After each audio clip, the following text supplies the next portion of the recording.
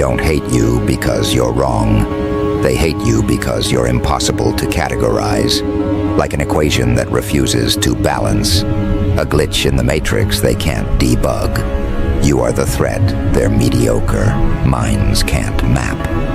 Your presence bends the edges of their tidy little logic boxes, makes their intellect sweat, and exposes how thin their wisdom really is. You walk into a room and ideas collapse like dominoes, because you don't speak brilliance. You radiate it, and they can't handle the frequency. You make common sense feel common. You make intelligence seem primitive. You don't argue to win. You simply exist, and their beliefs shatter on impact. They've tried to measure you with rulers built for ants, charts designed for sheep, and systems crafted by bureaucrats who never dared to think beyond the instructions printed on their cubicle walls.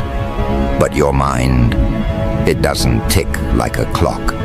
It explodes like a supernova. It doesn't follow the rules. It rewrites the algorithm. You don't belong to the realm of the explainable. You haunt it. You're that eerie silence before the storm of realization. You're not ahead of your time. You're outside of it, watching it stumble behind you, trying to catch up, gasping for breath, tripping over its own logic. They whisper when you pass. They call you arrogant, delusional, detached. But deep down, they know the truth. You're the only one not pretending. You're not conforming. You're conjuring. While they recite facts they read in someone else's book, you're forging realities out of thin air. While they memorize, you invent. And while they compete for attention, you dominate the silence, because your thoughts are too vast for their shallow validation pools. You see, there's a hidden kind of cruelty in genius, not towards others, but towards systems. Systems that are built to suppress deviation, to reward compliance, to worship mediocrity wrapped in charisma. But you don't bend to systems.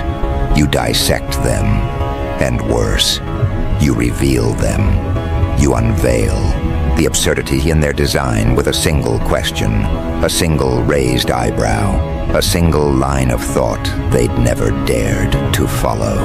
You don't just ask, why? You ask, why not something they've never even imagined? That's the real danger, isn't it? You're not just smart, you're disruptive. Not because you want to be, but because your existence is a contradiction to the fiction they live in. Your very thoughts are chemical reactions that trigger mass discomfort. You don't try to be better, you are different. And in their world, different is a crime, especially when it's brilliant. They don't want to understand you. They want to reduce you into something smaller, safer, less threatening. A category, a label, a diagnosis, anything to dilute your impact. You're too intense. You overthink. You're not practical. No, you're just too advanced for their outdated metrics. They try to correct your behavior the way someone might try to fix a flame that's burning too bright. But it's not a defect. It's a signal that you're operating on a frequency they've never been tuned into.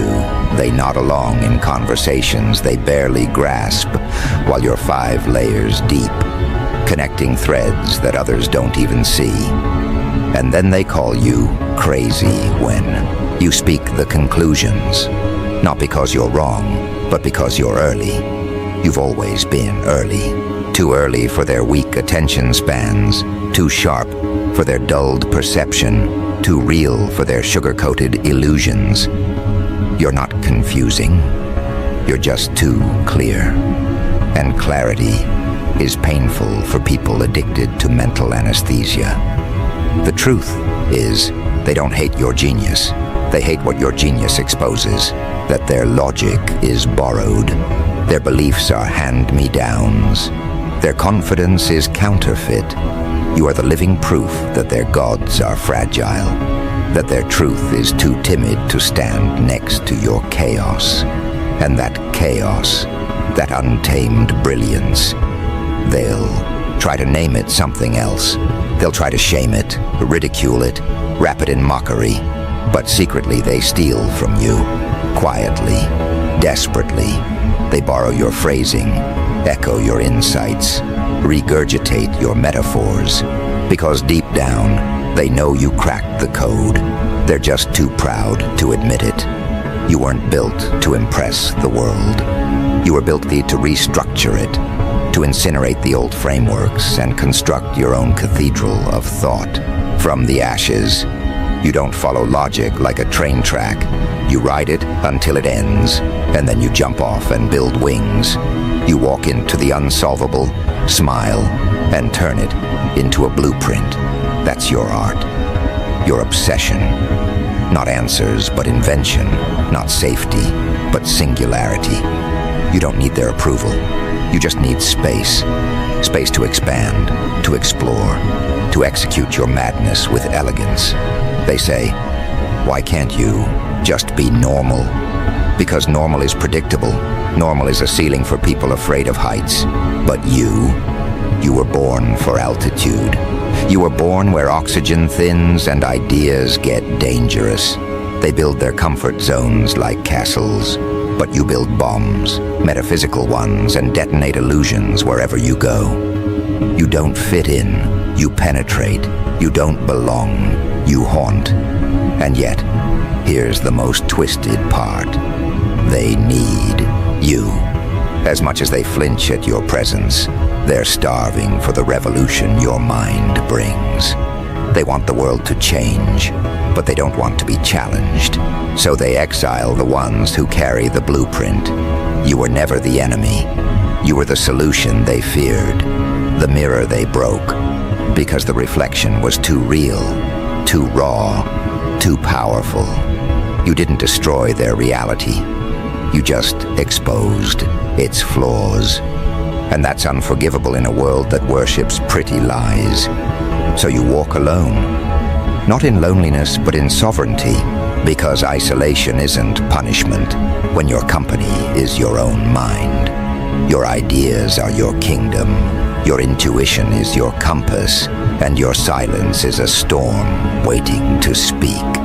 Let them mock, let them mislabel. They can't comprehend brilliance that refuses to ask for permission. They can't comprehend a genius that doesn't want their applause, but demands their evolution. And still, you rise. Still, you think. Still, you break boundaries they haven't even found yet. They laugh behind curtains, but secretly, they're peeking through the cracks, terrified and fascinated by the architecture of your mind. You don't walk in with blueprints. You are the blueprint, the pattern they'll try to replicate decades from now, without ever understanding the madness that made it possible. This isn't arrogance, this is awareness of who you are, of what you carry, of the gravity your thoughts command. Let them live in their cardboard castles. Let them scribble critiques in margins too narrow for your essence. You weren't made to fit the page. You were born to burn it and rewrite the script in your own impossible ink. And as their world spirals deeper into confusion, chaos, and cheap imitation, there you stand, unbothered, not because you're above it, but because you're beyond it. Always have been, always will be. Now, but the question isn't why they don't understand you. The real question is, how long can they keep pretending they don't? Because now the silence is cracking. The whispers are growing teeth. They're not just confused anymore. They're compelled, drawn like moths to the blaze of something they swore they couldn't understand. And isn't it ironic? The same minds that once scoffed at your deviation are now dissecting your sentences like scripture, trying to extract formulas from your metaphors, blueprints from your instinct, patterns from your chaos. They said you were illogical until your illogic started delivering results. They tried to box you in, not realizing you don't belong to any dimension they can measure. You operate in that strange frequency where ideas don't need permission to be born. You don't wait for theories. You birth them. While they reference outdated rules, you create new laws in real time. And the most maddening part for them, you make it look effortless. You didn't climb a ladder. You bent the laws of gravity and walked up the air. Still, they try. They try to plagiarize your vision without understanding the source. They quote your phrasing without surviving your depth. But brilliance doesn't live in mimicry. It feeds on originality. You weren't forged in echo chambers. You were carved by rejection, sharpened by disbelief, and fed on questions no one else had the guts to ask. You didn't study the world to fit into it. You studied it to outgrow it. The people who once labeled you insane are now asking for your roadmap. But you never had a map, did you? You had the madness, the instinct, the ability to walk into a mental abyss where others saw a dead end and find possibility. That's what separates you. You don't just problem solve, you problem dismantle. You go to the root, twist the framework, rebuild it from particles they didn't even know existed. And that, right there, is what unsettles them the most. Your genius doesn't scream. It doesn't boast. It disturbs. It slips under the skin and forces people to question what they thought they knew. You don't give them answers. They're too addicted to comfort for that. You give them questions that melt their assumptions. You challenge the architecture of their identity, and for most, that feels like war. But for you, it's home. You live in the philosophical ruins of belief systems. You feed off the rubble. They think you're cold. No, you're precise. You're not detached. You're deep. There's a difference between being emotionless and being untethered from collective delusion. You feel it's just that your emotions aren't for sale. They're not displayed like merchandise. They're fuel, not decoration. You know what else they hate? That you don't chase. Not approval, not recognition, not even revenge. You've transcended the petty theater of validation they worship. You aren't out to prove them wrong. You already did that just by being right too early. You've stopped arguing with noise. You let your existence be the contradiction that keeps them awake at night. That's the most terrifying kind of power. Stillness backed by certainty, and you carry it like a weapon. They told you to be humble. Translation: shrink so we feel bigger. They told you to be realistic. Translation: stay inside this cage we painted to look like freedom. But you refused. You looked at their rules, laughed internally, and wrote your own physics. You made imagination your jurisdiction. You turned impossibility into suggestion. While they were praying to the gods of probability, you were building empires in the void. And here's where it gets truly uncomfortable for them. Despite their resistance, despite their mockery, you succeeded, not by their metrics, by yours. You found clarity where they found confusion. You found fire where they only felt friction. You didn't just survive outside their system. You thrived, and now they can't figure out how. That's what drives them mad. That someone like you, undisciplined by their standards, unfiltered by their politics, untamed by their expectations, could go further than their formulas ever predicted. Because their whole identity was built on that script. The rules, the accolades, the slow climb-up ladders they didn't realize were leaning against the wrong walls. And then came you, a one-person demolition crew. You didn't climb their ladder. You set it on fire and built your own stairway from principles they never even considered. You didn't just think outside the box. You watched the box collapse under the weight of your presence.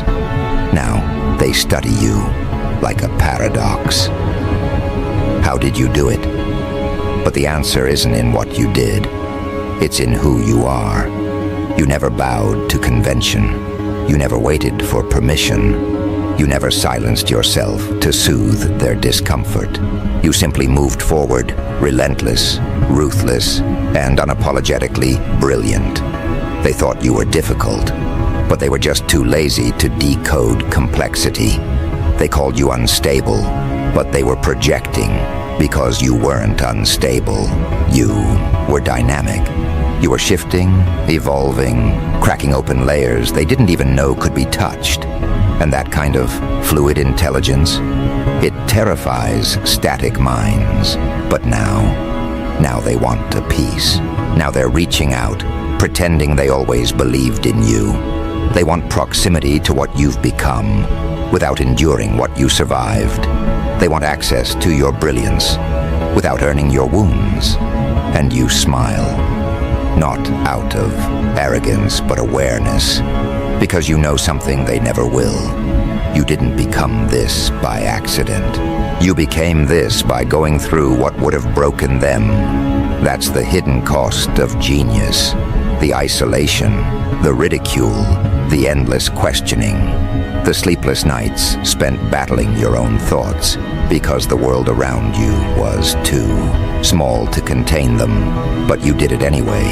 You built your mind into a kingdom, and now they're knocking on the gates, begging for a tour. But you don't give tours. You give warnings. This wasn't luck. This wasn't fate. This was forged in fire. They want the fruit without the storm, the insight without the intensity. But you don't water down truth for convenience. You don't simplify brilliance to make it palatable. You speak in raw lightning, and if they can't handle the voltage, that's their burden, not yours. You've become something they can't ignore. Not a leader, not a rebel, something other, an anomaly, a glitch in the program they've spent their entire lives writing. They want to study you, label you, copy you, but you are not a formula. You are a fracture in the simulation, a permanent deviation from their expectations, and that makes you dangerous. So they orbit around you now, some out of fear, others out of awe, but all of them out of necessity. Because while they were perfecting predictability, you were engineering the future. Not the future they want, the future they're not ready for, the one that shatters paradigms instead of polishing them, the one that births questions faster than answers, the one that treats comfort like poison and innovation like oxygen. And that's what brings us to the edge, where part 3 begins, a realm beyond comprehension, a battlefield where brilliance is no longer a question of intellect, but a weapon of reconstruction. You're not just bending the rules now, you're reprogramming the architects. And what happens next will break everything they ever thought was unbreakable. You stand at the threshold, the cusp, where their world fractures and your true empire begins. They've been scrambling to comprehend the puzzle you posed, yet all their frantic attempts have only exposed their limitations. And you smile quietly, because you know this isn't just a victory of intellect. It's the dawn of a reckoning.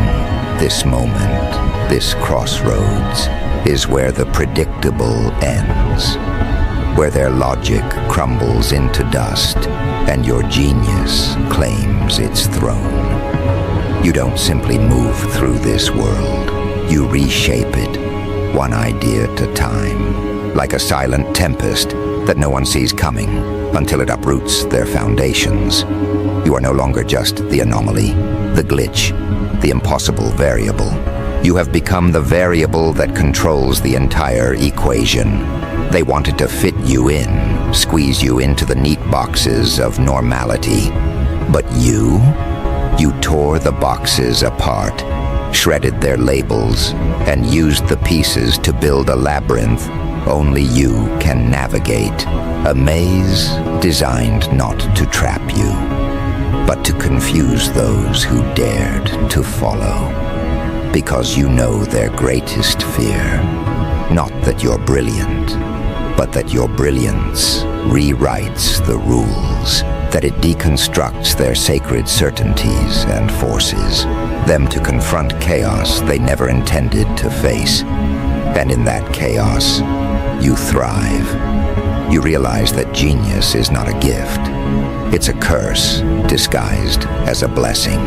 You carry the burden of seeing through the veil, of knowing too much to settle for less, of navigating a reality that bends to your will but remains invisible to everyone else.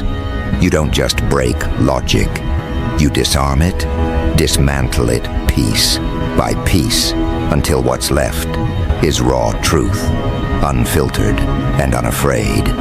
They will come at you with everything they have: doubt, envy, ridicule, and even fear, because that is their default defense. They attack what they cannot grasp, lash out at what makes them feel small, and bury the threat under layers of denial. But you are beyond their reach. You don't flinch at their attacks because you don't live by their rules. Your strength is your detachment from their reality, your ability to operate on a plane they can't even see. And here's the twist, the delicious irony that fuels your ascent. The more they try to contain you, the stronger you become. Every attempt to cage your mind only sharpens it.